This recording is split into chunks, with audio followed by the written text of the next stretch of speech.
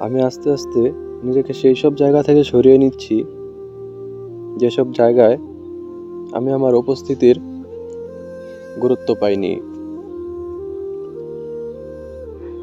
আমি গুরুত্বের লোভী।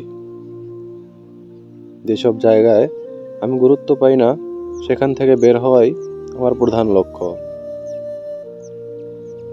সেটা হোক বন্ধুত্ব, ভালোবাসা কিংবা আত্মীয় স্বজন। আমি হাসি মুখেই সেসব জায়গা ত্যাগ করতে পারি।